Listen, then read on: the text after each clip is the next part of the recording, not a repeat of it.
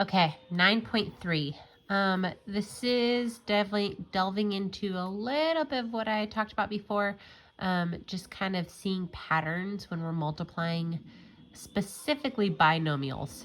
So this is going to be a couple of special binomials. And the first one we're going to look at is a plus b times a plus b. The reason I'm doing it this way is because here's this key concept, and they have it just written out like this: a plus b squared equals a squared plus 2ab plus b squared. That's hard to remember off the top of your head, and I don't know if she's going to let you write it out, but I'm showing you how it is, because I think if you understand how it is, it's a lot easier to remember. So a plus b squared is the same as a plus b times a plus b. We know that. That's just squaring. It's going to be the same thing times itself. And so once we do that, then we do the FOIL. The first is a squared, the inside, the outside, and the last. Or I guess they do outside then inside. So, but it's the same either way. A squared plus AB plus AB plus B squared. And when I have two ABs, I can just do 2AB plus B squared. So that's how it ends up being. Now, if it's A minus B, then we do the same FOIL, A squared. And then we're going to do minus AB and minus AB for the inside and the outside. Minus AB, and then we end with b squared. Positive b squared, because the two negatives are going to cancel each other out, and it's going to be positive b squared. So then I have a squared minus 2ab plus b squared.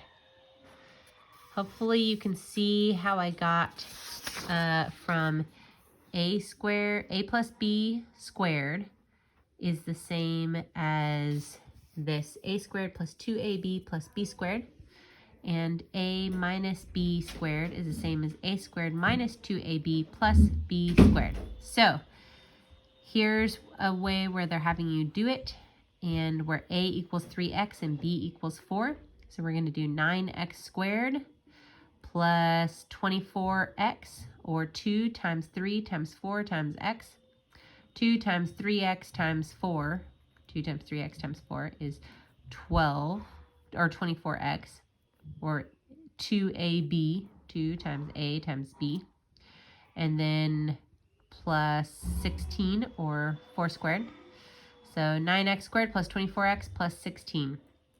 This one we're going to do a squared, which is 25x squared, and then minus 2 times 5x times 2y, which is going to be 20xy, and plus 4, or b squared, or 4y squared, plus 4y squared. So you're going to be doing a lot of that, and basically you're also going to be looking at this and changing it back into that, or this and changing it back into that. So that's a big piece of algebra. The last one that I'll show you is this one. So we did when they're both positive and when they're both negative. But if there's one's a negative and one's a positive, then we go a squared. A squared is going to stay the same. Plus AB minus AB plus, plus b squared. So when you look at it that way, and actually I did it wrong. It's minus. I was looking at it now and just thinking, wait, shouldn't it be? Because it's b times negative b. So this should be a minus b squared. So when you have plus ab minus ab, it ends up just being a squared minus b squared. So when it's two like terms multiplied times each other, except that one's a positive and one's a negative in the middle, well then the OI part of the FOIL, the OI part of the FOIL, first, inside, outside, those are going to cancel each other out. The plus AB minus AB is going to cancel each other out. And so then you end up just having the first and the last terms multiplied together. So they practice it right here. we can do t squared minus 25. So it's just super easy. You just know it's going to be plus 5t minus 5t. Or this one is going to be 9x squared minus y squared.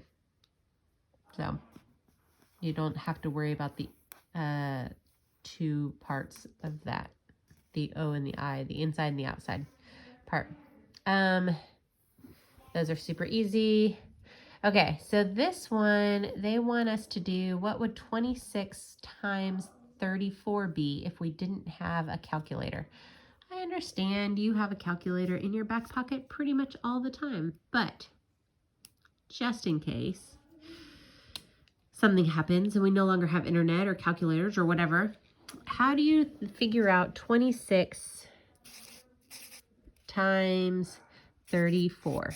Well, I can think of it as two binomials like this. And if I think, okay, 26 is 4 less than 30 and 34 is 4 more than 30. So it could be 30 minus 4 times 30 plus 4, right? I just rewrote both of these the exact same way. Well, now I know if I have something like this, I can just do, okay, 30 squared minus 16. 30 squared minus 16, and that is going to be 900 minus 16, which is 884. So just a kind of cool way to figure out that without having to use a calculator. Here's one of those real world problems. We've got this square.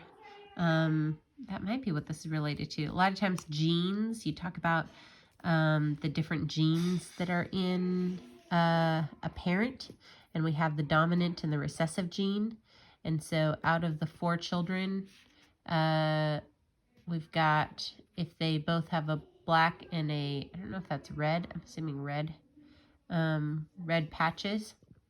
Then if they had 4 children, statistically, 3 of them will have black and 1 of them will have red. This actually is like blood type as well, is another way to think about this. I think this is super interesting. But a lot of times you either have it's a positive and a negative after your blood type. And if you have 2 parents with positive and negative, which means they're both a positive blood type, which is your grandma and grandpa were both O positive, but they both had a negative recessive gene, then of the 4 children that they had, one of them got both of their negative recessive genes. And so even though they were both positive, their child, me, ended up with a negative, O negative blood type.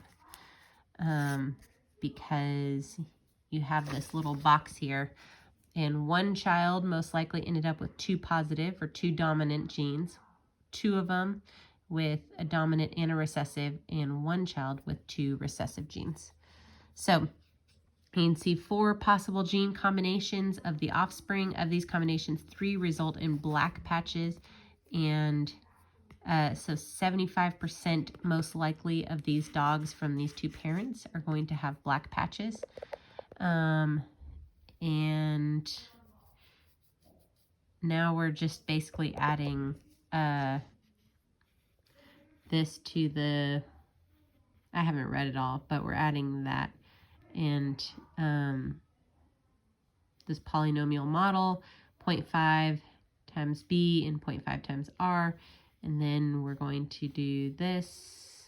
We know how to make the squares like that, and so 25% are going to be black patches, 50% black patches with the recessive red patches genes, and 25% with the red patches gene. You can see right there. Oh, because Sorry, now I know why they do 0.5. 0.5 and 0.5 is half of them. Half the gene is black and half the gene is red. And so that's how we end up getting the, we know that 75% are probably going to have black patches and 25% probably with a red patch. So that's it. There you go.